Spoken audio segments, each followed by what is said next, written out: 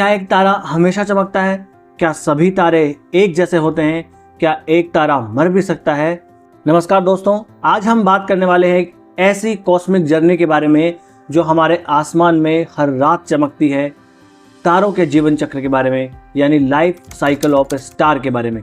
चलिए जानते हैं इस विस्मयकारी यात्रा को स्टेप बाय स्टेप एनिमेशन के साथ।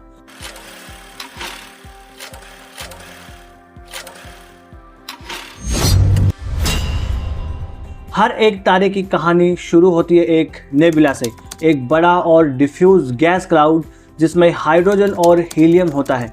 ग्रेविटी इन गैस क्लाउड को कंप्रेस करना शुरू करती है। जैसे जैसे कंप्रेशन बढ़ता है, टेम्परेचर भी बढ़ता जाता है। जब सेंट्रल कोर का टेम्परेचर 10 मिलियन केल्विन क्रॉस कर जाता है तो न्यूक्लियर फ्यूजन का प्रोसेस शुरू हो जाता है और एक नया तारा जन्म लेता है। इस स्टेज को कहते हैं प्रोटोस्टार। एक बार न्यूक्लियर फ्यूजन स्टार्ट हो जाए, तारा अपने जीवन के सबसे लंबी और स्टेबल अवस्था में चला जाता है, मेन सीक्वेंस स्टेज। यहाँ हाइड्रोजन से हीलियम का फ्यूजन होता है जो तारे को लाइट और हीट देता है। हमारा अपना सूर्य भी एक मेन सीक्वेंस स्टार है। मास के हिसाब से तारे का ड्यूरेशन डिसाइड होता है। अगर मास लो है तो बिलियंस ऑफ ईयर्स तक वो जिंदा रहेगा, और अगर हाई मास स्टार है तो कुछ ही मिलियन ईयर्स तक ही जी पाता है। जब हाइड्रोजन फ्यूल खत्म हो जाता है, फ्यूजन रुक जाता है और तारा कोलैप्स करने लगता है, लेकिन तब कोर कंप्रेस हो जाता है और आउटर लेयर एक्सपेंड हो जाती है। रिजल्ट एक रेड जाइंट, या अगर मास ज़्यादा हो तो रेड सुपर जाइंट बन जाता है।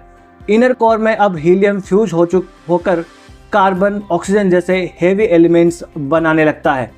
रेड जाइंट या सुपर जाइंट बनने के बाद कुछ तारे बन जाते हैं सिफिड वेरिएबल स्टार्स या सेफिड वेरिएबल स्टार। ये वो तारे होते हैं जो पीरियडिकली एक्सपेंड और कॉन्ट्रैक्ट करते हैं, जिनकी ब्राइटनेस टाइम के साथ बढ़ती घटती रहती है, यानी कि ये डिम और ब्राइट होते रहते हैं। एस्ट्रोनॉमर्स इनकी लाइट वेरिएशन का यूज़ करके इंटर गैलेक्टिक डिस्टेंस मेजर करते हैं। यूपीएससी में भी इससे रिलेटेड क्वेश्चन पूछा गया है। फिर अगली स्टेज आती है डेथ ऑफ ए स्टार। इसमें दो सिनेरियोज हो सकते हैं। एक, अगर लो मास स्टार है जैसे कि हमारा सन, तो जब फ्यूल कंप्लीटली ख़त्म हो जाता है तो आउटर लेयर शेड हो जाती है और एक प्लैनेटरी नेबुला बन जाता है। बच जाता है एक वाइट ड्वार्फ, यानी छोटा, डेंस और ठंडा होता हुआ एक स्टेलर रेमिनेंट।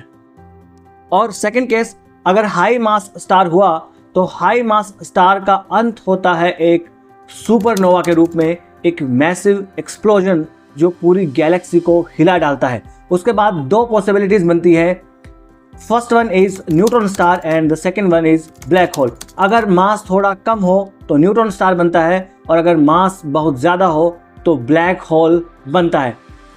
जब सुपरनोवा के बाद एक न्यूट्रॉन स्टार बनता है तो अगर उसका रोटेशन काफ़ी फास्ट हो और स्ट्रॉन्ग मैग्नेटिक फील्ड हो तो वो बन जाता है Pulsar. Pulsars high speed rotating neutron star होते हैं जो रेडियो वेव्स के पल्सेस एमिट करते हैं, बिल्कुल एक कॉस्मिक लाइट हाउस की तरह।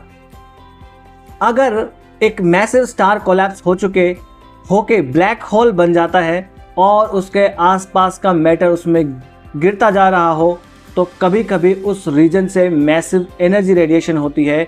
इसे कहते हैं क्वेसार या क्वेसर, यानी क्वासी स्टेलर रेडियो सोर्स। ये सबसे एनर्जेटिक ऑब्जेक्ट माने जाते हैं यूनिवर्स के, और मोस्टली यंग गैलेक्सीज के कोर में पाए जाते हैं। क्वेसर्स यूपीएससी के लिए इंपॉर्टेंट है क्योंकि ये डार्क मैटर और अर्ली यूनिवर्स के स्ट्रक्चर का स्टडी का टूल हैं। नेक्स्ट स्टेज आती है कॉस्मिक रिसाइकलिंग। जो मटेरियल सुपरनोवा से बचा वही फिर से नेबुला बन जाता है और फिर नए स्टार का जन्म होता है। यही स्टार फिर रिसाइकल होते हैं। इसी वजह से कहा जाता है we are all made of stardust.